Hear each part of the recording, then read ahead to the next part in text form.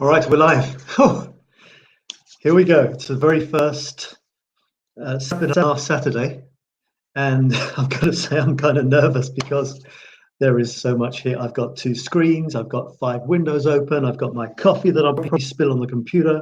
It's exciting and it's nervy at the same time. So let's see what happens, shall we? This is going to be a regular Saturday thing, and I think it's going to be amazing. It's all about photographs. It's me and my guests talking about photographs. I'll tell you straight away in the chat, you should be able to see a link which says 𝘱𝘰𝘴𝘵 If you want to come in the studio with me and talk about the photographs that we'll be looking at, do. What you do is you click on that link and you come into the studio with me and you can talk. Otherwise, if you don't want to do that, you can type comments in the chat and I should be able to see them. So I've got loads of windows open. I'm really hoping that everything's going to work, and we'll see how it goes. It's a test as usual. It's basically a question of what goes wrong when, as opposed to if. But you try these things and you see what happens. So straight into the topics. There's 2 topics. I'm going to divide this into 2. First half, the first 30 minutes, it's my photographs of Paris. I take photographs and I publish a new photograph every single day. Well, I've been doing it for over 700 days now. It's my current project. And I decided that I would show you my last week's worth of photographs in the first half. And in the second half, we talk about your photographs or any photographs. So I'm going to launch straight into this. I'm going to share the screen. Hi, Tinkutsa. Nice to have you here. And right, I'm going to share the screen.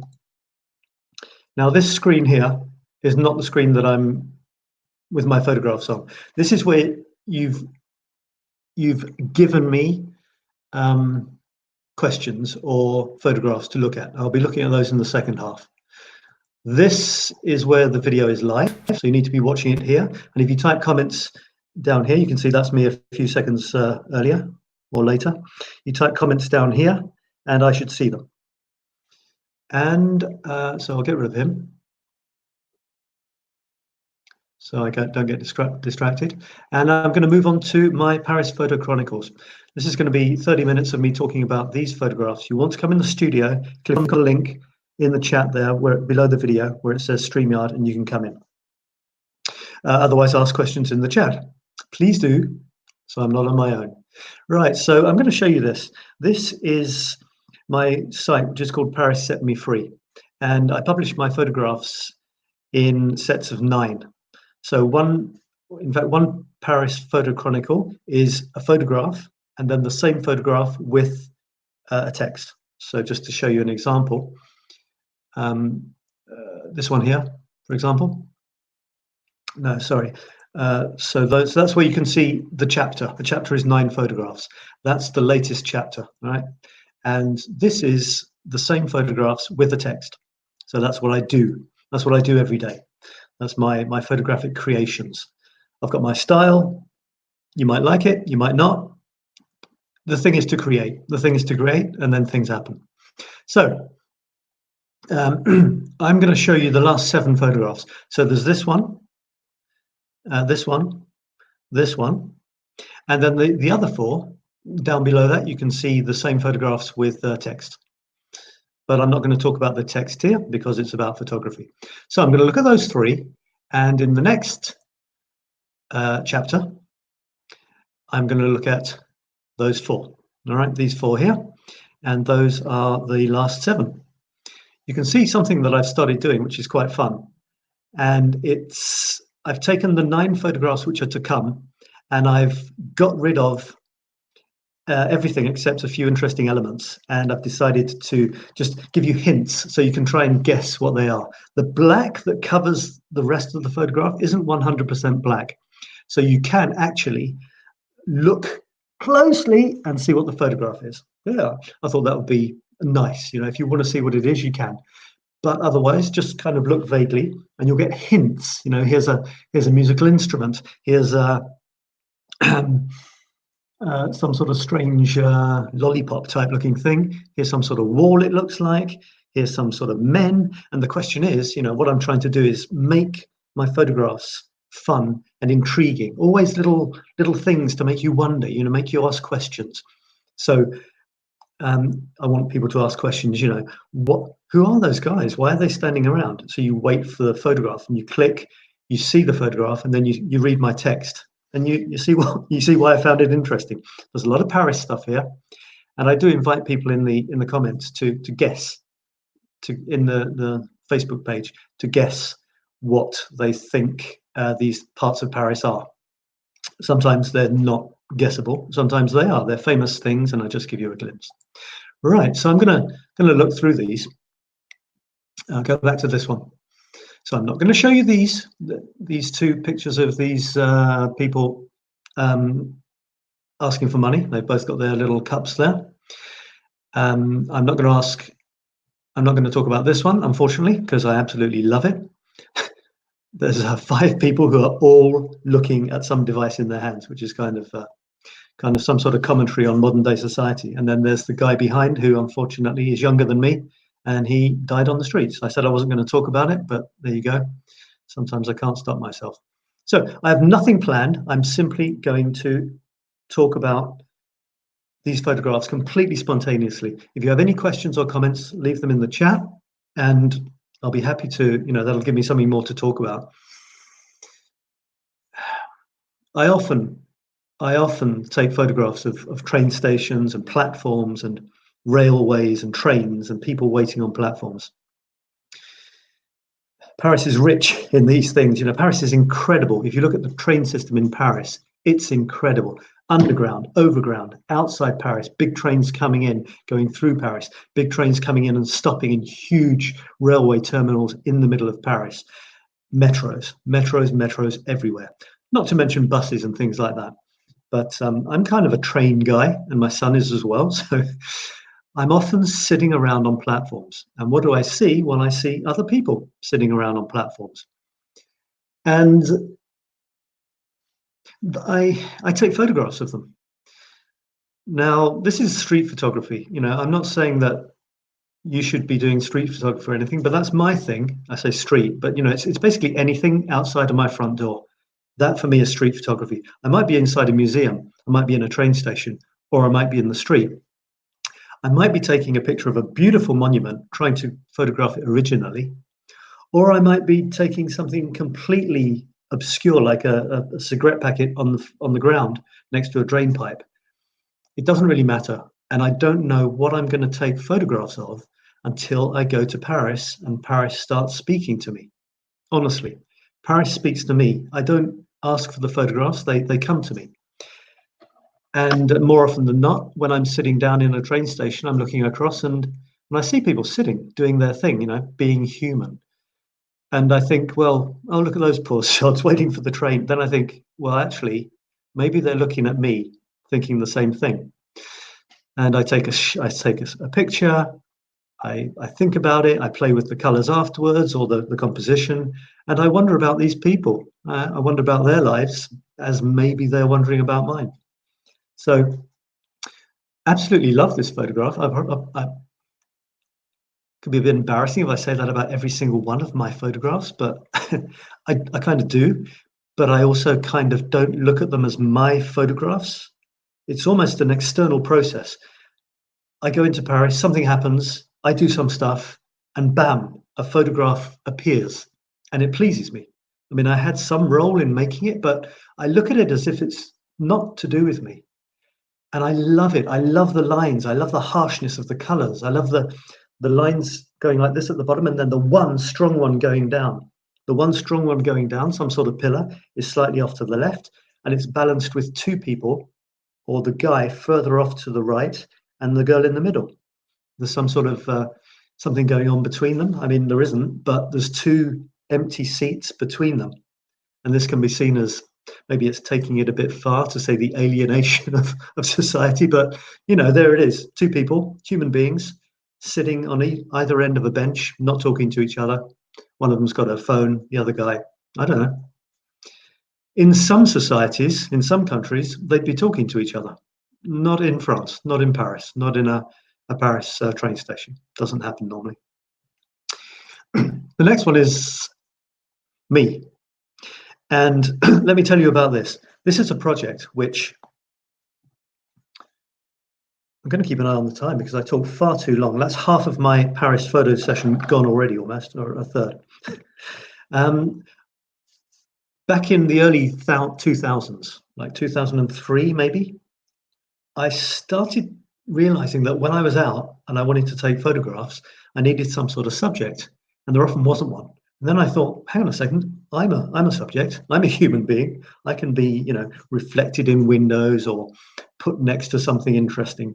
So it wasn't so much sort of ego trip, I'll take photographs of me, and it was way before the selfie era, you know, this sort of stuff. Hey. But I started taking photographs of myself. But because I had this kind of artistic approach, I didn't want any photograph to look like any other. It had to be artistically worthy in its own right. And that's what I try to do. You know, I'm not just anywhere and I take a snap. It's always it's thought out. There's something there. There's some significant moment. There's something behind me. You know, there's something happening. That's the aim. And it's the same with the Eiffel Tower, which is always there, but I have an artistic aim, and that is never, ever to take two photographs of the Eiffel Tower that resemble each other. They always have to be different. So that's my challenge with this. I don't flatter myself. There are some of my self-portraits, I call them perturbing self-portraits. I don't flatter myself, and some of them I look pretty awful in. And that's part of the game. The aim, I call this series, I've decided since the 1st of January 2018, I decided to push myself to continue this project of photographing myself, and I call it Creative Disintegration. It sounds a bit morbid, but I'm photographing myself until the end, I guess. That kind of makes sense, kind of doesn't, but I mean, you can't photograph yourself after the end. But my objective is to photograph myself until the end.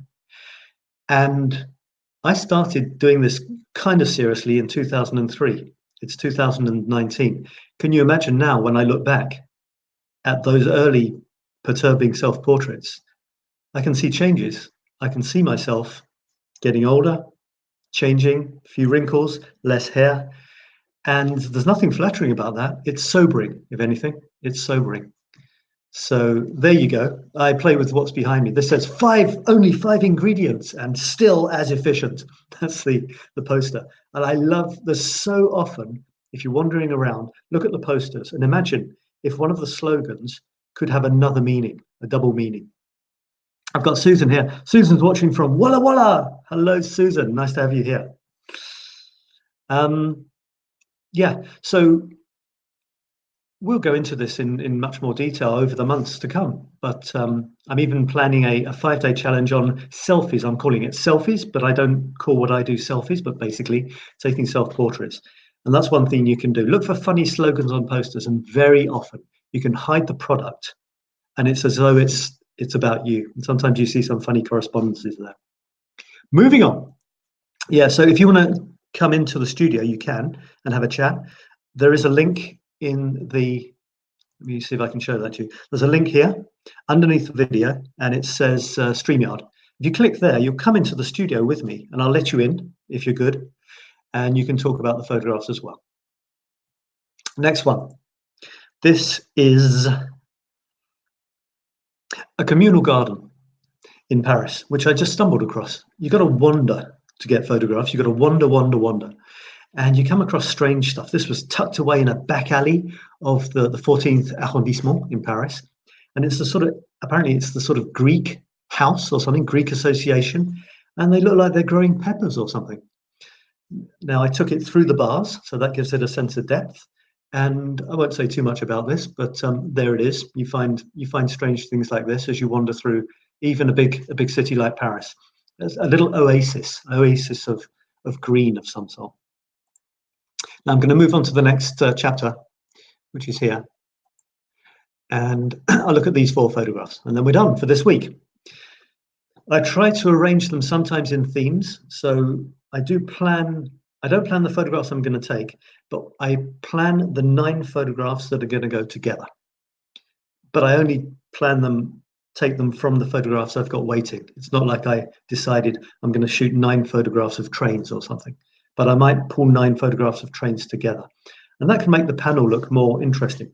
In any case, I do try to give the panel some sort of coherence. It's another level of artisticness. The photograph is supposed to be artistic, but what about if you put them together? I did start by putting them together any old how, just the random order I took them in. Now I have a stock of photographs waiting, and when I construct the panel of 9, I try to give it some sort of coherence, you know, like having, I'll show you. I mean, I don't know if this one is a good example or not, but if I show you the panel, you can see that on the left, you've got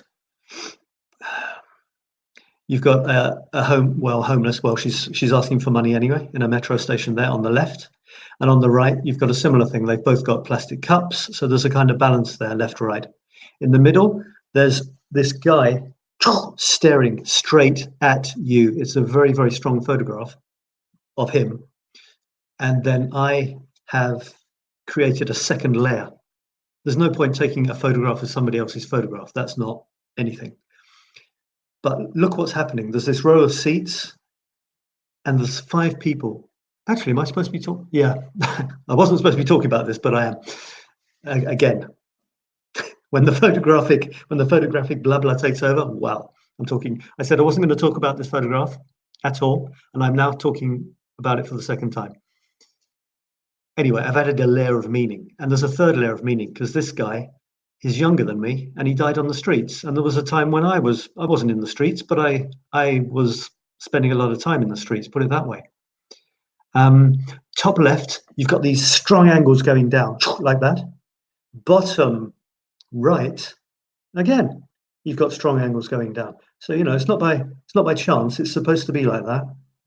And then you've got this diagonal here, from bottom left to top right, are all people sitting on benches, if you notice.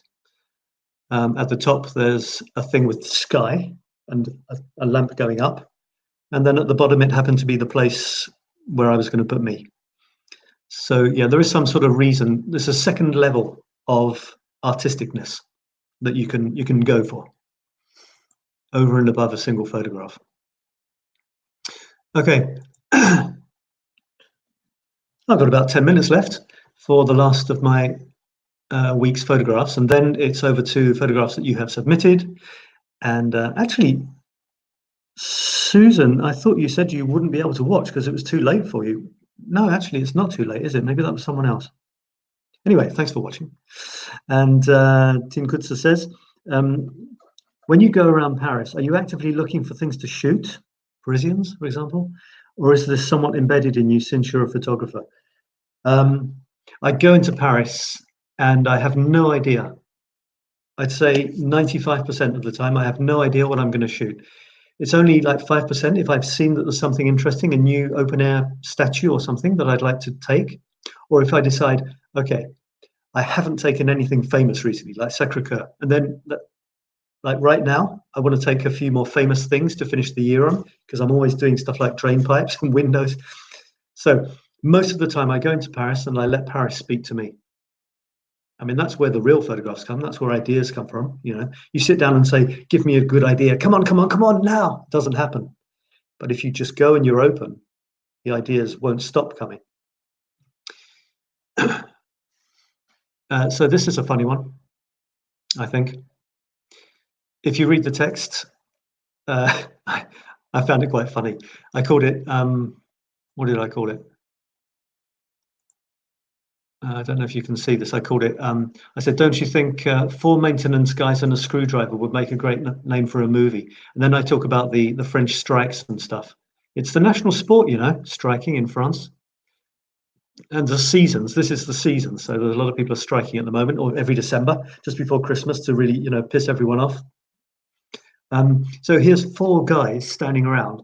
One guy with official jackets, one guy is screwing something into the wall, and the other 3 are, I don't know, making sure that he's safe or something. So I thought that's quite funny. And I won't say anything more than that. This one I thought was good because for a start, it's really strange, isn't it? Sometimes you're walking around and you see these long, tall, is that right? No, tall, thin buildings in the middle of nowhere. And it's often because that's all the space they had. There were two roads. They weren't going to mess around with those. There was a bit of land. Someone bought it and they said, okay, well, let's build a building. And if the building was going to be extremely thin and extremely long, well, that's what they built. And you quite often see these strange sort of wedge buildings in Paris. They're pretty cool when you find them, pretty weird. And what made me laugh at this one as well was down at the bottom. You've got, by the way, I've got two screens. So if I'm looking up here a lot, I hope it's not distracting you, my eyes. I'm looking at the second screen. Down at the bottom of this beautiful, very demure, lovely, clean, classical Parisian building, Haussmann building, you got these, the bottom is completely messed up with graffiti. But the funny thing is, during the day, when it's a working day, those blinds go up and it's just a normal storefront probably. But this was a Sunday, I think, so they come down and all of a sudden it's like you're in sort of mean suburban ghetto or something. That was pretty funny.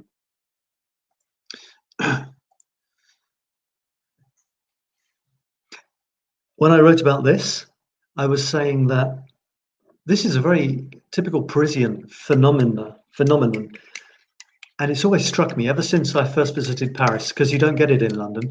You're sitting there and all of a sudden someone comes in and says, bonjour, monsieur, dame, and starts to either ask for money or plays an instrument. And honestly, I can't remember that ever happening on the London Underground. And you've got a whole range of, well, orchestra instruments and humanity doing this. This guy, often I think they're sort of maybe from gypsy, gypsy type people. They come on with their accordion and they're doing stuff like this. Or not. But there's a whole subculture of these people. They play reasonably well. Sometimes they don't play so well. You've got the guys, the old guys often, you see that they've been playing scratching out the same old tune on their accordion, on their violin for about the last 20 years. And that you can see sometimes they put a bit of enthusiasm into it. Sometimes it's like, you can just imagine they're on autopilot, but often enough, I think it must be the music which takes them away and they do have a smile, especially if someone says they like it or if they give them some money. So this guy's just been playing on this strange sort of horn. Don't know what it is. I looked up orchestra instruments and there ain't one like that, not with the sort of bent bit. I was wondering if he got it stuck in a door at some point. Well, maybe it's more of a gypsy type of version of the instruments. Sometimes they have versions which are not quite the same, a bit more rustic. And the faces on these people are often, priceless. I mean, he's not incredibly characterful, but he's got a nice smile, a nice face, and you just wonder again about these people, don't you? You just wonder what their lives are. What are they going home to? And then you think they come in, they play. I mean, they're playing music for people, and either people don't look, don't listen, ignore them as they go past, don't give them anything most of the time. And you think they've given you something beautiful. Even if they've played it a million times before, they've still given you something. And sometimes it's annoying, and sometimes you think that's beautiful, and you do give them a few, a euro or something. And it's one of those things. Some people live their lives like that. And who's to say it's not a more worthy way of living your life? Giving people who are often bored or traveling to work a little bit of light during their day, a little bit of beauty, as opposed to, I don't know, sorry, bank clerks. I always talk about bank clerks. I'm sure they do a good job, but I'm not sure if they bring as much light to people's lives as someone playing a bit of music like that. And in London, I don't think it happens. One doesn't do that in London. We don't do that sort of thing. No music, please. We're British. And one more. I'm pretty good on time here. It's coming up to the time. I've been going for 24 minutes and it's coming up to the time when I'm going to talk about other photographs. If there aren't any to talk about, well, I'll talk about mine again. So send your photographs in now if you want. You can send photographs in now into the chat, possibly on this video or on the day's post chat, and I'll see them. Because I can see, look, I can see here, for example, the comments you're putting in right now, and I can here I can see it's the photographs that I'm going to talk about in a minute. So let me know what you think. Just say hello if you want. If you're still watching, just give me a hello. You don't have to come on, and just say that you're finding this interesting, or if you have any comments, I would love to hear them. Or if you have any questions, I'd also love to hear them. Questions about your photographs as well, if you like. Straight away from now, you can put your photographs in, and I'll talk about them in a second. So I've got one more from this week's crop to talk about. Where is it? And it's this one. Now, this is one of the reasons I'm in Paris, for the curiosities of Paris. Paris is full of curiosities. Not only is it wonderful for street photography, it's also wonderful for people who are intrigued by the incredibly rich history of this city. It is incredibly rich. I can't think of any other city where so much has happened. I mean, for a start, it's been going for 2,000 years.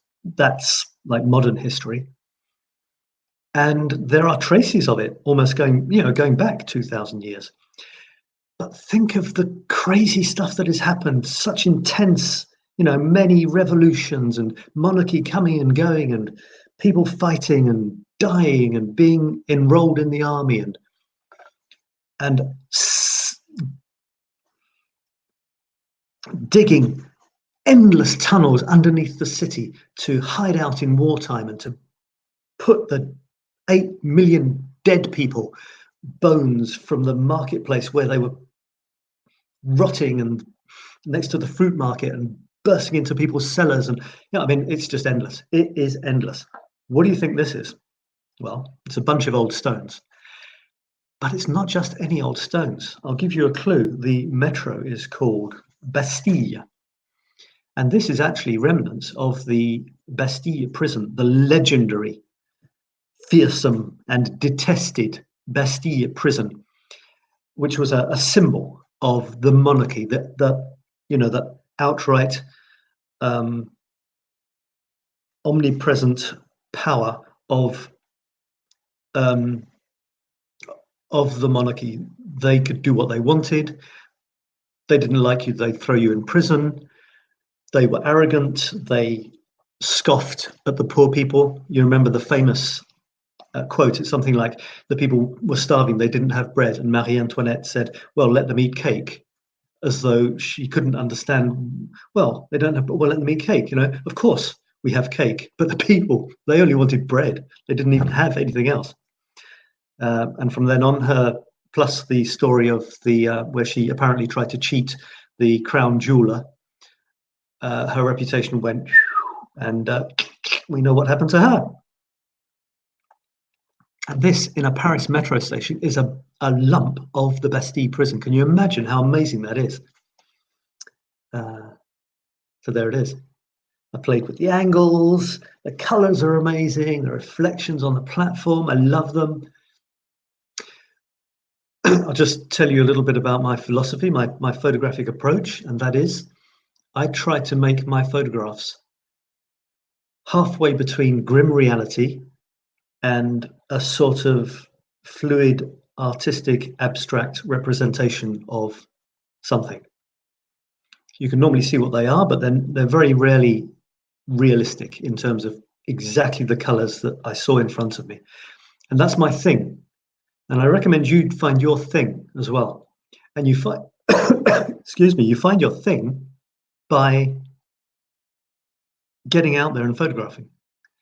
And slowly but surely, it might take weeks, months, years, you will start to realize that you like taking certain subjects in certain ways, applying certain, I don't know, techniques or filters, or having a certain size or format to the frame or a certain angle. You can only discover that by getting out there and taking photographs. There's no other way. It's like riding a bike. You don't learn to ride a bike by reading a book or watching videos on riding a bike. But you will develop your style, and it's really exciting when you do. You could try inventing a style if you like. You could try, okay, today I'm only going to take panoramic pictures for the next week. See what happens. You might like it. Or pictures this way. Why not? It doesn't matter. Or pictures this way. It just doesn't matter. What matters is to do something. And then you'll see what you like and what you don't. And you'll also get reactions from other people, which is, for many people, including me, a wonderful aspect of photography. Because for me, creating isn't about creating and in a vacuum. It's about having a vision, trying to apply something, my creativity, to what has occurred to me, and then sharing it and seeing what happens. And that's not a selfish, egoistic thing, because one of my main objectives is that when I share things, it'll inspire you and other people to create in their turn, and then share it with me. And it's this beautiful virtuous circle, I think they call it. Got a couple of comments here. Hello, Sab. Quite good, thank you. This is Facebook use, I'm sorry. Don't know who you are. You have to go to streamyard.com/Facebook, I think, and allow it to see who you are on Facebook, and then I can see your name. Now, I can show you the comment, though. Oh my God, this is sophisticated, isn't it? If I can get my mouse over to the right screen. Facebook user, hello, Seb. Quite good, thank you. Good, whoever you are. I admit I'm not a photographer, but nonetheless find your work insightful. Okay, great. Do have a phone, so perhaps what? Well, perhaps you should get out there and take photographs and post them in the group. Sorry, I don't know who you are. I haven't got your name. You can type, I'm whoever it is. Susan, do you ever do black and white street photography? I find I like the shapes and shades in black and white street photography rather than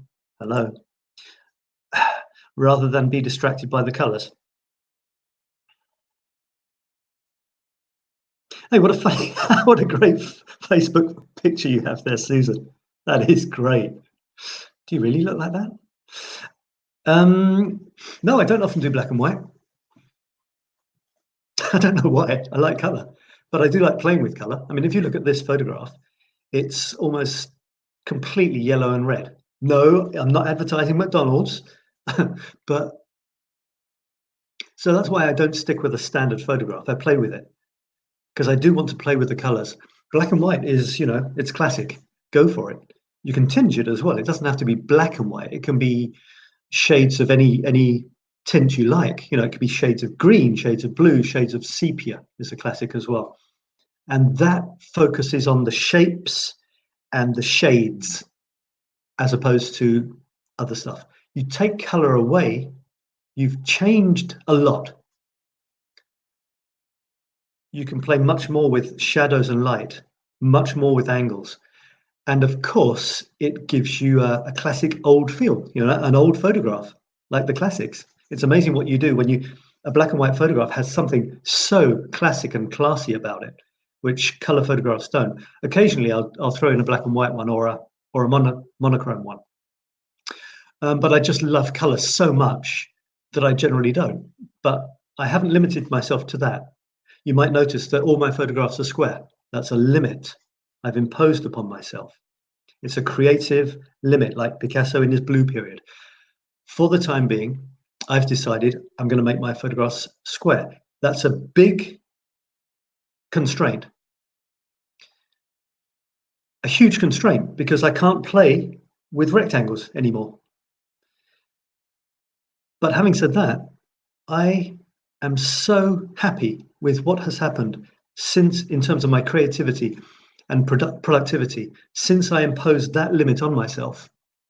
It speaks for itself. It's worked for me. Maybe later I'll do triangles, I don't know, or circles. So you can decide to do a week of black and white, and it'll probably be amazing, an amazing experience. So I hope that answered your question. Tim Kutza, I find this really interesting. I love stories, legends, mysteries. Come to Paris. We've got about 5,000, just off the top of my head. I've got one. Susan says, my question, what time is it? Okay, so I'm off my photographs now, and I'm back onto your photographs, which I'll look at in a sec. So I'll stop sharing this. and just talk to you and show you some of yours. My question is, how do you make the 3x3 photo grid? Is it part of your website, or is it a collage app or something else? Okay, so you're talking about, okay, let me do something else. I'm going to share another type of screen.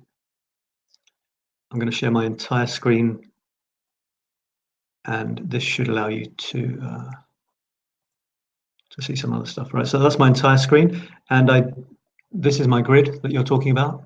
Hello, where's the mouse gone? So this is the grid that you're talking about. I can't do it on that one because I haven't published the whole grid yet. This is the grid you're talking about, and I produced that grid in this program, which is free. It's called GIMP, G-I-M-P, and it's free. I don't do Photoshop because, you know, there's a certain snobbishness about these things, and a lot of people like to compare the programs they use with a kind of one-upmanship type of thing. But I'm into photography. I play with the photographs, I manipulate them a little bit, but to be honest, I've tried to keep that to my telephone. I've decided this is going to be my thing. I've got a nice big camera. I spent many years with a huge, lovely Nikon, and I kind of regret that I don't use it anymore. But this is so incredible in so many ways. I've decided to just stick with this. So I do all my post playing around on my phone. That's what I'm saying for this group as well. Do everything on the phone and post it. That's our thing. Okay, that's our thing. Take the photographs on your phone, play with them on your phone, and post them. You don't need anything else except this beautiful thing that you have in your pocket all the time. Having said that, to present my grid, yeah, I created a grid on here. You know, I mean, I just made a panel, a square with grey, funny, you know, nice pattern of grey. And then I just imported the photographs and stuck them on the top, you know, and moved them around and put them in a 3x3 grid. Simple as that. And it's fun. That's, like I said, it's, God, where am I? Like I said, it's taking, it's extending creativity to groups of photographs. Hope I haven't missed anyone. All right. Okay.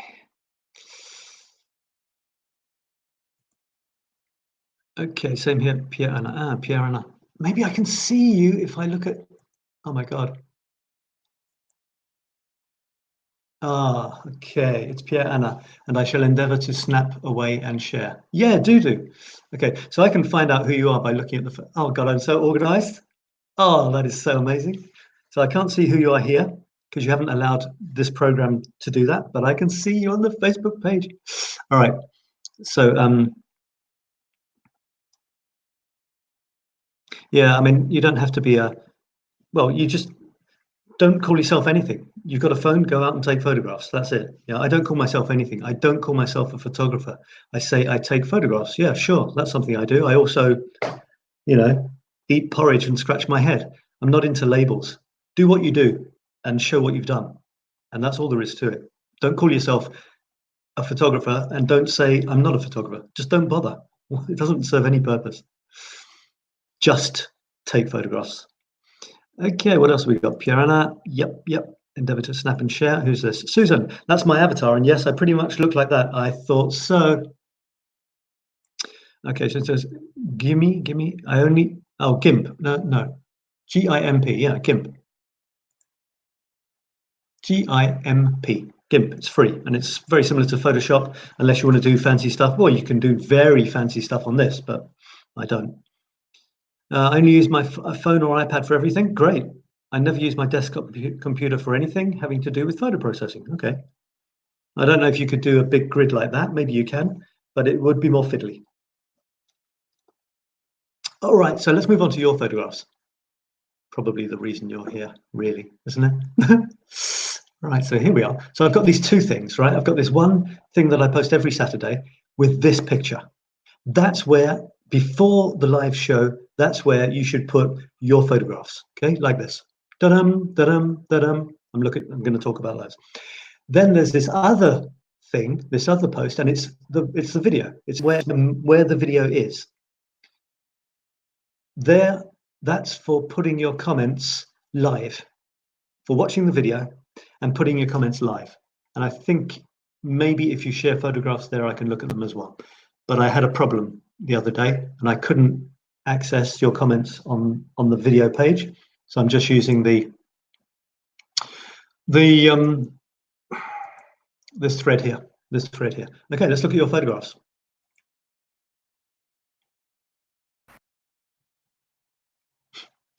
Right, let me get rid of that.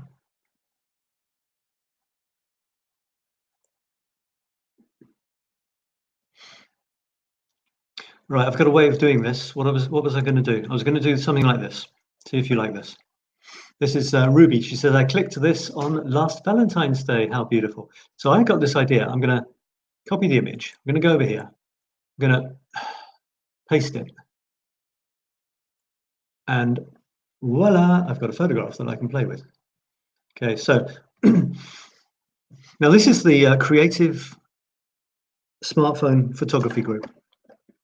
So don't get upset if I make comments on your photographs with the aim of suggesting how they could, other ways you could look at it if you want to make them, more impressive, etc. So I don't mind what sort of photographs you take, but my aim is to move you towards creative photographs and away from snapshots. So Ruby, this looks like a snapshot. Very nice snapshot. Correct me, if I'm wrong. If you spent 3 hours setting it up and everything, okay, but I'm taking it as a snapshot. But nevertheless, how could you make this? I don't know. What else could you do with it? I guess you could, in any photograph, ask yourself, what is the subject and is it big enough in the picture? Or if there's other stuff around it, like this top of this window, the left of the window, this plant, her legs, is that contributing to the shot? If not, you can either get rid of it now, like this. Now I could make this window bigger, so you'd see it bigger, but the thing is, I'd then lose the other window and it'd be more complicated. So, now what am I doing? So, you can get rid of extraneous stuff that doesn't do much. That's one thing. Just to make the subject bigger, you don't really care about that bit of window at the top or the left. So, and if it is a picture of a person, what is nice about this shot, but it's the funny Ruby sitting like almost on a big teddy bear's lap. That's what's funny. So you don't need the rest. So why not make her and the teddy bear fill the frame? You could go further. I'm not going to do anything else except go further on the same idea. What about this? Now watch what you're cutting. I'm not going to put her head there. I'm not going to cut it there because it looks like I've chopped her head off. So I'm going to go down to here, about there, and I'm going to come closer to the teddy bear's head. I'm going to leave some space between the teddy bear's arm on the left and the edge of the photograph, same space on the right, and I'm going to crop that image. Oh, there it is. I'll blow it up, even though I'll lose quality. There it is. It's more of it's a funnier, it's a nicer picture because the picture is of Ruby and the teddy bear. So fill the picture with Ruby and the teddy bear. Okay, thanks. Right, let's have a look at another one. Got any comments? Gimp, got it. Yep. You can come into the studio if you like, Susan, if you want to. There is a link here. Hang on. There's a link here in the chat somewhere. Has it gone? It's gone. 7 comments. Oh, it's disappeared. But anyway, you can find it. This doesn't like to show all the comments when it's live. But if you look at the comments under the video, one of them has a link and you can come into the studio and talk about the photographs with me. Right, here's another one. Thanks for contributing that, Ruby. Lovely shot. And right, Tinkutsa. What have you sent us? My goodness, look at this. That is absolutely beautiful. Let's make it bigger. What happens? Is it going to go big? Yes, that's not bad, is it? That is a stunning photograph. Absolutely beautiful. And I like it for several reasons. I like it because, well, she says, went for a walk today. The lake had bits of ice on it, in it. I couldn't believe how clearly the trees and the sky were being mirrored in the lake. What do you think about this one? Well, I just told you. It's amazing, amazing. It's amazing. I'm just playing with her because she did a video to promote her new energy program, and she finished it by saying that it was amazing, and then that it was really amazing, and then that it was absolutely amazing. So her photograph is the same. Everything she does is amazing 3 times. It's amazing.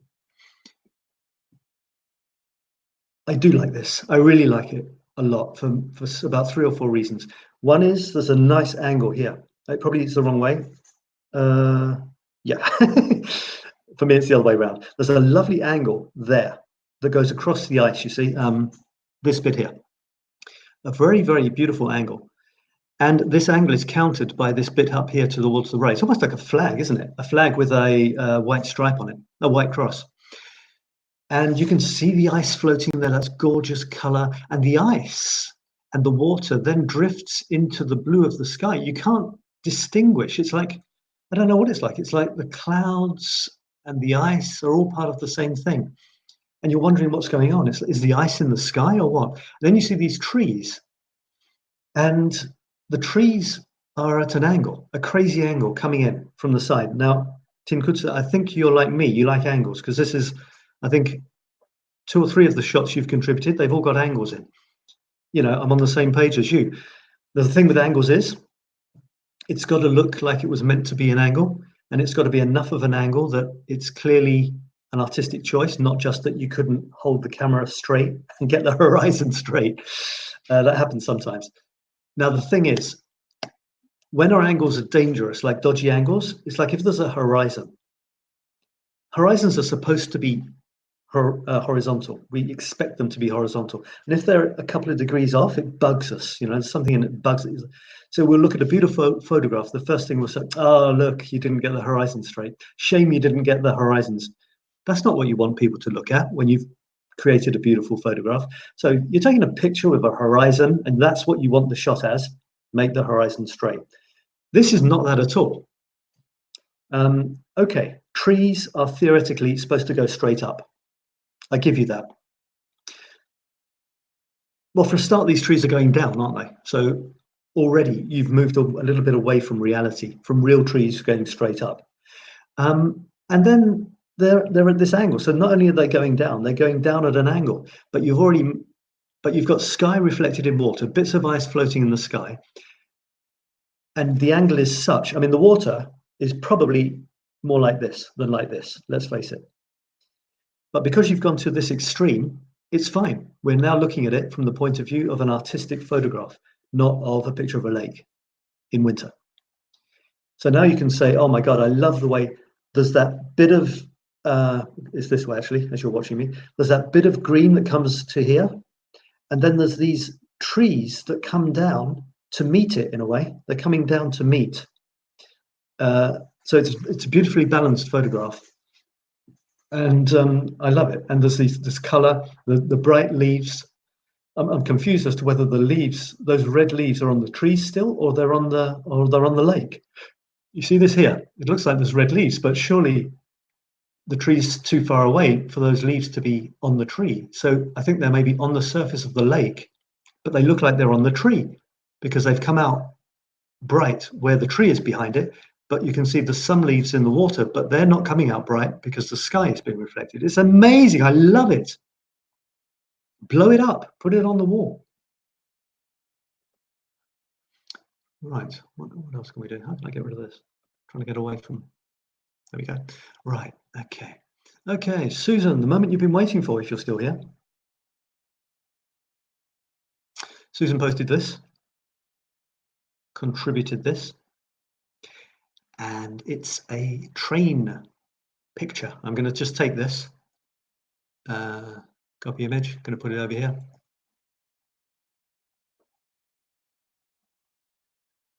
This is a new image. She's actually given me 2. I'm going to take the other one as well because she played with it. And those may be, let's see. Yeah, those may be the last ones for today, which is good because we're coming up to time. We've been going for, yeah, I've got 10 minutes, 10 minutes. All right, so those are the ones. I'm gonna have to go faster if when people start contributing more. So this is perfect. So I'm gonna take this as well.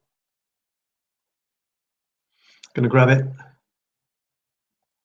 Gonna put it over here. And this is new image. I'm also gonna get out of this, stop sharing this, and I'm just gonna share the big screen. I mean the big okay, application window.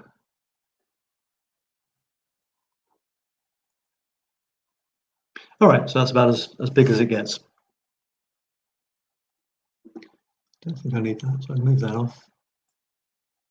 No, I can't move that off to the side.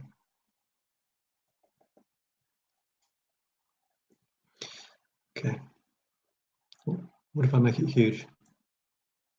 Right, so that's about as big as I'll get it. You know, it can go bigger like that. So what have we got? We've got two versions, and now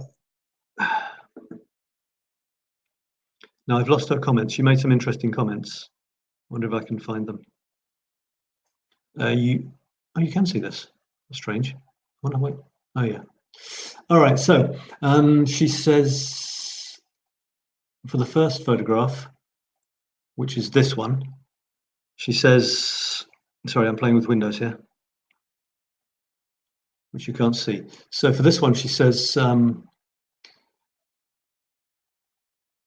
she was going out last night to meet a friend for dinner. It was very foggy, and there appeared this stationary train. That's kind of strange. How can a stationary train appear? It's sort of materialized from the middle of nowhere. That's kind of spooky already, isn't it? It was very foggy. There appeared stationary engine where there usually is nothing. And her initial reaction was, once I looked in this morning, I like the mysterious mood it's set with the hazy lights in the distance. That is beautiful, isn't it? Especially, you know, on the right here, the green ones are very eerie, and the other ones are more festive or less eerie. And she says it needs a bit of tweaking. See picture 2. Picture 2 is this. So you can see that it's got brighter, hasn't it? Any other differences apart from that? Maybe not. Okay. All right, well, we'll leave it at her tweaked one, shall we? I'll leave it at that, and then I'll play with that. For the tweaked one, she says,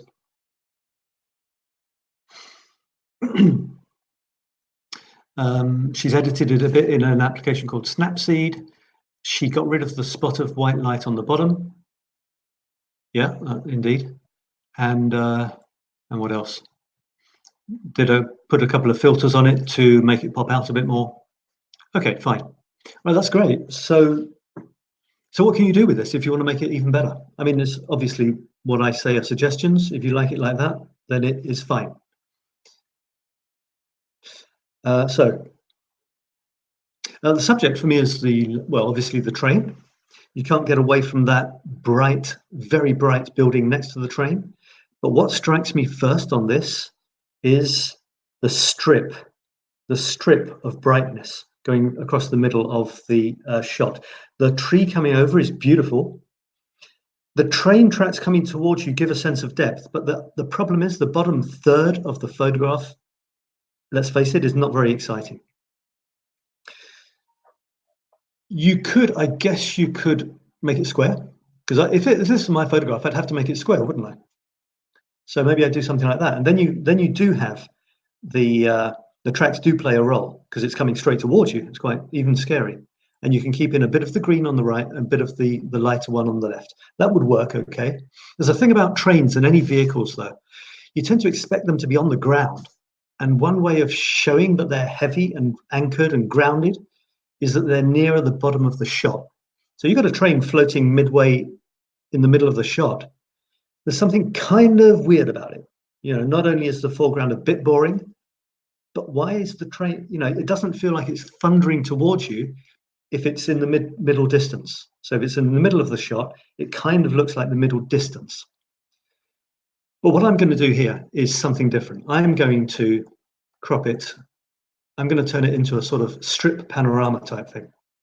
I'm going to get rid of this bottom third, which doesn't do much. I'm going to get rid of the top. I'm going to go wild. I'm going to go really extreme here and see what happens. Because the shot itself is basically, it's this strip with stuff above and below. It's this strip. That's where the focus is. You can't have it all bright. You know, you need the darkness to contrast with the brightness. But there's too much darkness in the sky. It's not a spectacular sky. There's too much darkness in the bottom. I mean, if you want, you could keep the sky. You know, you could do this. You could get rid of the bottom third and have that. It's good. It's nice. It's better, I think, already. But I'm just going to take an example. I'm going to go extreme, and I'm going to crop right the way down to there. Maybe even there. Now, what did I say? I said that the train looks better. The brain has less worries, like the dodgy horizon. The train has less worries about it if the train, a heavy, massive train, is nearer the bottom of the shot, I would say. So I'm going to move the bottom of the shot up. On the original, if you remember, there was this light here. So what I would do in the original, I would have cropped just above this bright light, because that doesn't do anything. It distracts. It's meaningless. It has nothing to do with the rest of the shot, which is another very good reason for cropping. But I'm wondering about this post here. I've lost my, there we go. So what about this post? Should I chop the post there to get the train really close to the bottom, or should I leave the bottom of the post in? Well, I don't know. I'm going to leave the bottom of the post in, because whenever anything is chopped by the edge of the frame, by the frame, I ask myself, what does that do? Is it weird? Is it perturbing? So I can get away from that as long as it still works by not chopping it off. So I'm not going to chop that pole off. The train is still very close to the bottom of the frame.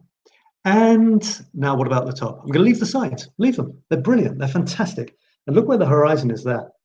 It's a third of the way up, which is a nice compositional way of doing things. Except I'm thinking of bringing it down. So what happens if I bring it down? I mean, you could do it there. It's a beautiful shot, I think. What about if you bring it even further down there? Make it really weird. I could bring it down to here on the top of the train, which is funny. Got the selection. That's kind of cool. It's really, really pretty impressive, actually. Pretty impressive shot. I'm not going to crop quite as much. Look what's happened to the tree. You've lost that beautiful tree. Can we have a little bit more of that beautiful tree in? Edit, undo cropping. What I'm going to do is I'm going to crop it a bit higher. So what I'm going to leave this bit of tree, which is coming towards the train. Selection. So I can make that a little bit bigger. There you go. There you go. Now check that out. Because what you've got here with this other bit of tree, it's like you've lost the tree going like this, but you've still got the bottom bits. And the bottom bits which are nearest the train, they're coming towards the train. It's like it's almost like they're looking after the train. They're trying to protect it in a way, or shelter it. You know, it's like there's a connection between them. Whereas if you got rid of that bit of tree which is over the top of the train, you would have lost that connection between those two things. You know, it's a sort of a frame within a frame, the tree. Trees are wonderful things as frames, framing elements. So that's what I would do. We're coming up to an hour there, so I'm not going to labour the point. So there's an option for you, Susan, apart from anything else you fancy doing yourself. You know, that's one option of many. Okay, so Tinkutsa says, Tinkutsa is laughing because I called her photograph amazing, really amazing, no, but seriously amazing. I was in fact thinking about let's get rid of those and bring it back to me. Stop sharing. Okay, I was thinking about what you said on the other video. What one was that? About making sure we have balance in our photos. Oh, by the way, it helped being in the studio last time because it stretched my editing skills, which I thought were non-existent. I've got a beast which you can't see crawling over my screen. Get off. Non-existent. Well, they're non-existent until you start editing something, and then you've got them. Yeah, come in the studio whenever you like, but I will tend to probably ask more questions than say things. So you just heard me blabbing on. But if you come in the studio, do come in the studio, anyone and everyone, and you can give your opinions on the photographs as well. That'll be really interesting. So I'm going to call it a day there. That I've been live for an hour now, and I enjoyed it. I loved it. I have no idea how I'm going to be able to fit this into an hour when more people contribute more photographs. I'm going to have to be faster on mine, faster on theirs. But, well, we'll see how it goes. I think an hour is probably a good time. 50-50, you know, like 30 minutes on my stuff. Please ask questions. You know, I'm not going to give away all my secrets, as it were, but I can discuss the photographs. And yeah, I was thinking about that. Should I show before and afters? I don't know. There's a certain little mystery that I want to keep about my photographs. I'll show the finished one. I might even show the original, maybe. I'm not sure. But you can keep a bit of mystery about your photographs as well. You know, you don't have to give away all your secrets. If someone says to you, "Oh, that's really amazing. What app did you use?" The danger is they think the app made the photograph. And this is a disaster. This is a failure if they think that the app made the photograph. The photograph is made before you click any button on any device, which is one reason I've stopped talking about the apps I use or anything. I mean, it's probably the same as you, but I do my thing. I don't say that I use this app or that app. I say that I Sabify things. So Susan, you Susify things. Tim Kutza, you Tim Kutzify things. Okay, you can't assign a lifetime of experience and life and good times and bad times and whatever to an app. You know, it's not about the app. It's about you and your life and what you saw and what you did with what you saw.